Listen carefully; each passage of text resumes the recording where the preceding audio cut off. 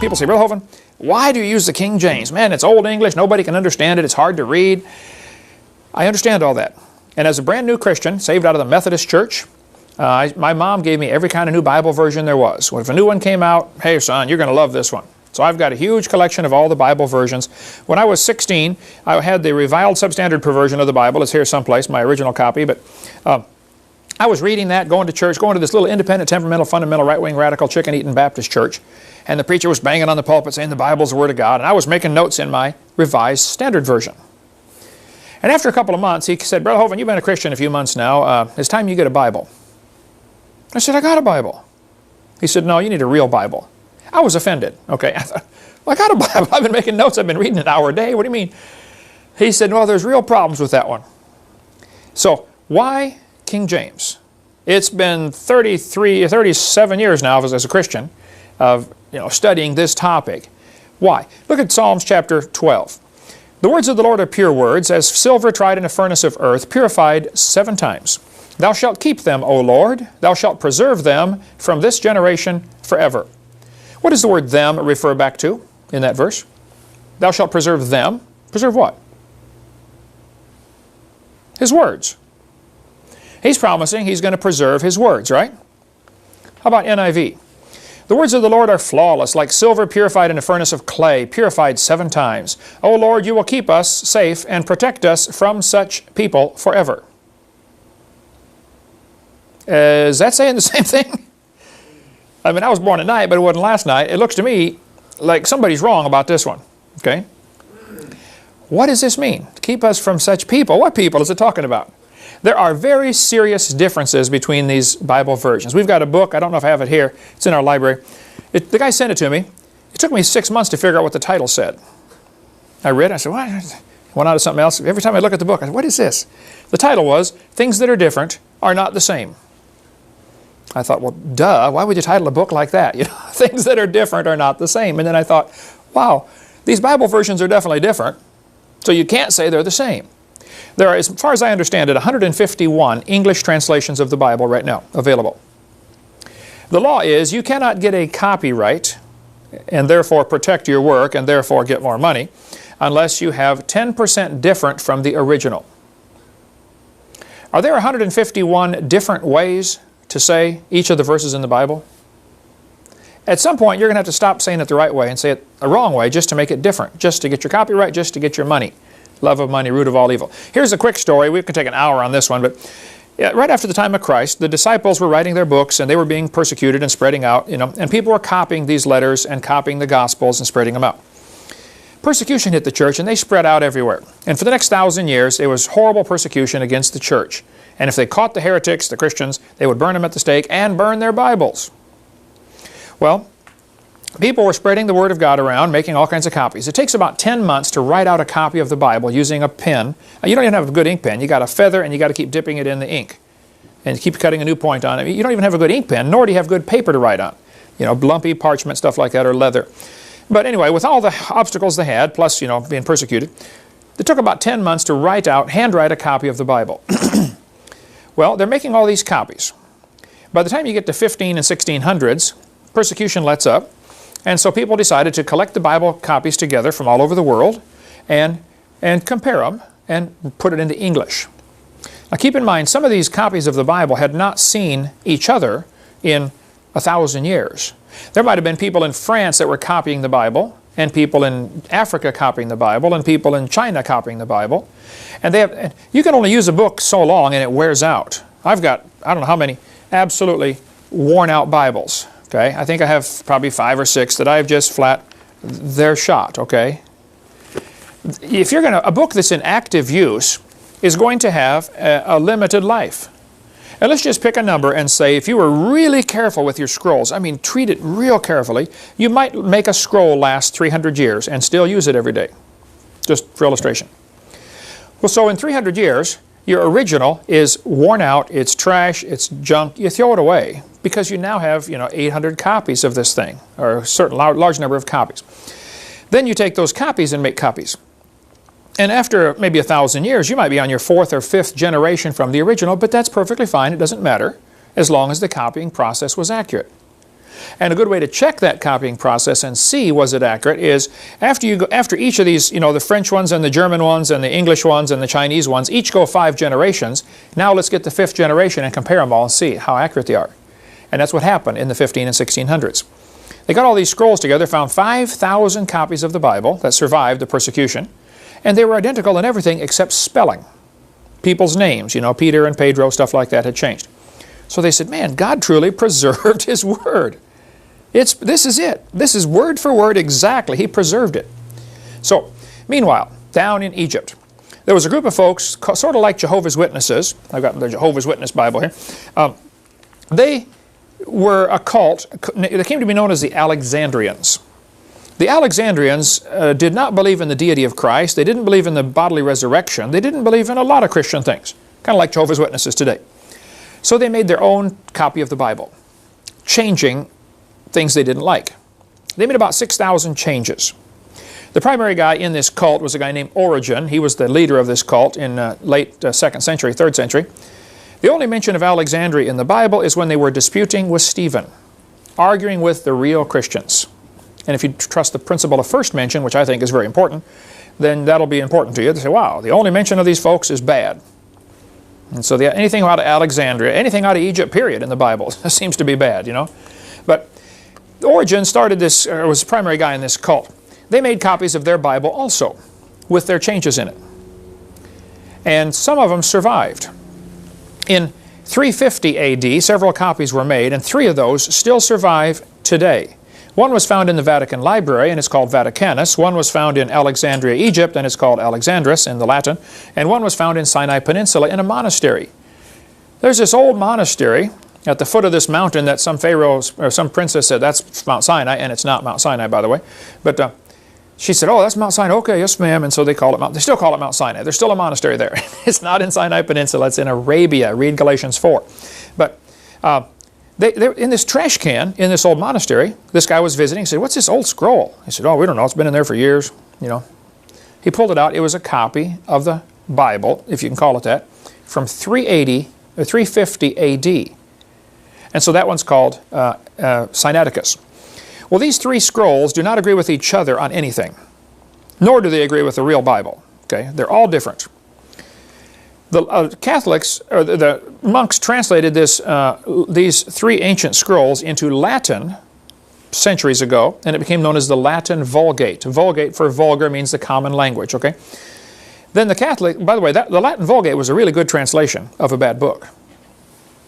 Then the Catholics came along in 1582 and translated the Latin Vulgate into English with the Douay Confraternity or the Douay-Rheims version of the Bible. And that was a really good translation of a bad book. Then 2 guys named Westcott and Hort came along. I've got their book here someplace on the table. Westcott and Hort came along, and they were going to make a new, here we go, the Westcott-Hort Only Controversy. A little bitty booklet about, if you want to study this, just $2 from our ministry. Westcott and Hort were 2 Greek scholars. I don't know if they were even Christian or not. They probably claimed that they were, like a lot of people do. Okay? But they took these 3 old ancient manuscripts. They didn't agree with each other, but their thinking was, these are older, therefore they are better.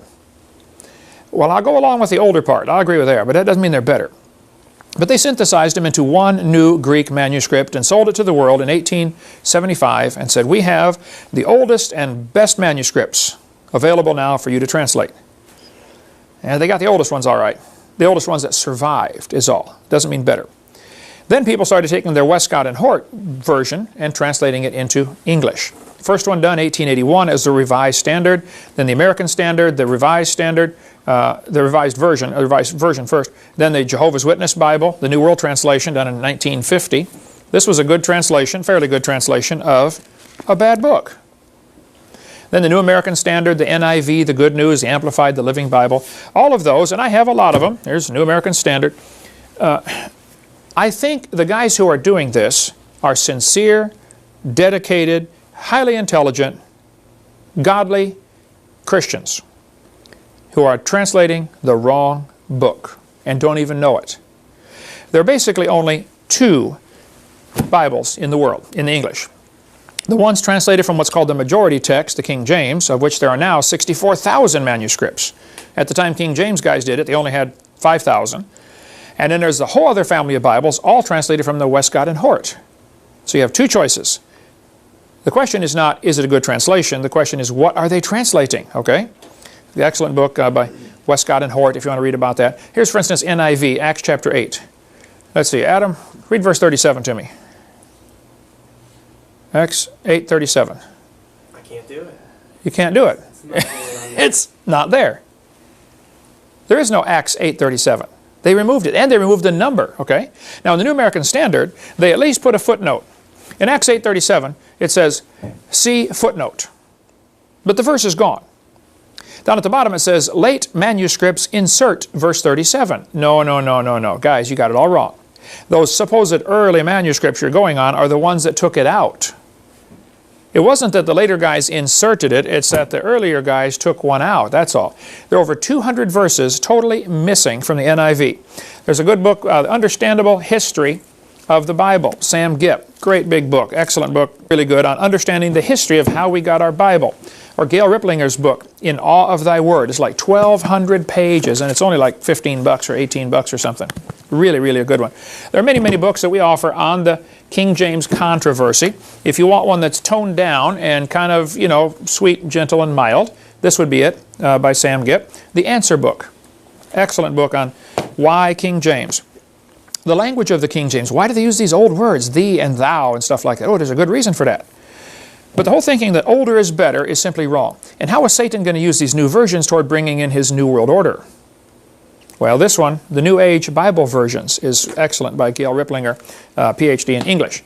So older does not mean better. I have worn out many Bibles over my 37 years of being a Christian. Older doesn't mean better. So there are more manuscripts of the Bible than any other old book. Homer's Iliad, for instance, only has about 650 manuscripts. In 1946, they found 24,000 more manuscripts. Then the Dead Sea Scrolls were discovered, and now they have 64,000 manuscripts that support the King James, and 3 complete manuscripts and 46 fragments that support the Alexandrian. Then the Isaiah scroll found in the Dead Sea Scrolls was actually 1,000 years older than the other manuscripts. So there's plenty of good books available on that. There are all kinds of things we could talk about on the problems with the King James, or problems with the other versions, like 2 Samuel 21. Who killed Goliath? Who killed Goliath? David killed Goliath. 2 Samuel 21 says, Elhanan, the son of his dad, slew the brother of Goliath. NIV says, Elhanan, the son of the same guy, killed Goliath. This is an error. Okay? It's wrong. They blew it, all right? They left out verses, and we could scan through some of these. All these verses are left out. There's a list on their website, avpublications.com, of verses that are left out. 200 verses are simply gone. And those that are still in there, many times are changed to something meaning totally different. For instance, Hosea chapter 11, Judah yet ruleth with God. NIV, Judah is unruly against God. Would you say that is saying the same thing?